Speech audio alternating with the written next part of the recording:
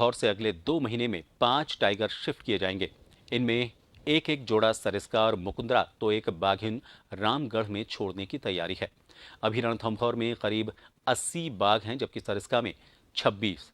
इन अब तीनों tiger reserve ने chief wild life warden Arindam Tomar से इसकी मांग की है। वहीं रणथंभौर के फील्ड डायरेक्टर ने सप्ताह भर पहले पैराफेरी यानी कि गांव तक घूम रहे 15 टाइगर का संकट टालने के लिए इन्हें दूसरे रिजर्व में छोड़ने की बात कही है।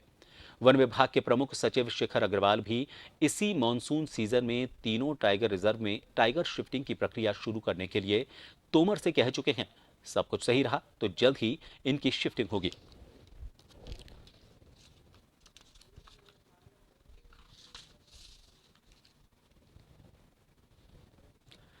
टाइगर डे के बारे में आपको बता दें, साल 2010 से वर्ल्ड टाइगर डे की शुरुआत हुई है। रूस में सेंट पीटर्सबर्ग टाइगर समिट में इसे मान्यता दी गई थी। 13 देशों में बाघों की संख्या 4000 से भी जब कम हो गई थी, तो साल में एक दिन 29 जुलाई को इंटरनेशनल टाइगर डे मनाने का फैसला लिया गया, ताकि बाघों को बचाया जाए और उनकी संख्या बढ़ सके। फिलहाल दुनिया भर में 4500 बाघ हैं। भारत में बाघों की संख्या करीब 2967 है। एक रिपोर्ट के मुताबिक 2015 में बाघों की संख्या 3200 हो गई थी। 2022 में इनकी संख्या करीब 4500 है। अलग अलग रंगों के ये बाघ होते हैं। सफेद बाघ, काली धारियों वाला सफेद बाघ, काली धारियों वाला भूरा बाघ और गोल्डन टाइगर वाली टाइगर, कैस्पियन टाइगर, ये ऐसी प्रजातियां हैं जो विलुप्त हो चुकी हैं। जावन टाइगर और टाइगर हाइब्रिड भी विलुप्त हो चुकी हैं। बाघों के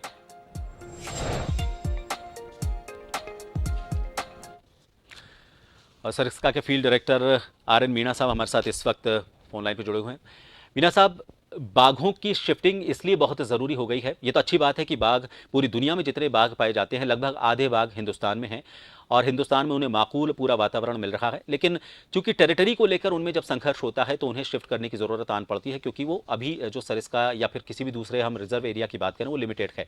लेकिन इस शिफ्टिंग में एक तो टेक्निकल तौर पर, और जो हमारे यहाँ पर अलग अलग तरह का मौसम है, अलग अलग तरह के जंगल हैं, क्या किसी तरह की कोई दिक्कत या फिर उनको उस माहौल को, नए माहौल को अडॉप्ट करने में किसी तरह की परेशानी होती है, और अगर होती है तो किस तरह के उपाय किए जाते हैं? जी, देखिए, ट्रांसलोकेशन के लिए this is the right time. जी, किसी भी टाइगर को अगर एक टाइगर रिजर्व से दूसरे टाइगर रिजर्व में अगर ट्रांसलोकेट किया जाना है with the certain formalities and the certain level of approval, this is the right time.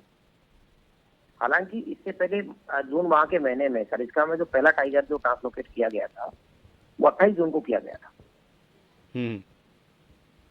और अब जुलाई एंड हो रहा है, तो this is the right time. जुलाई और मिड ऑफ अगस्त और अगस्त तक this is the right time technically point of view से।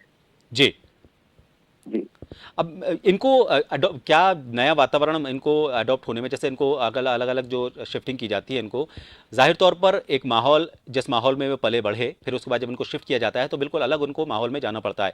वहाँ पर इनको टेरिटरी को लेकर, जो पहले ऑलरेडी बाघ हैं, टेरिटरी को लेकर उनसे संघर्ष का डर रहता होगा, तो किस तरह से उन्हें उस माहौल में ढालने के लिए काम किया जाता है वन विभाग की तरफ से?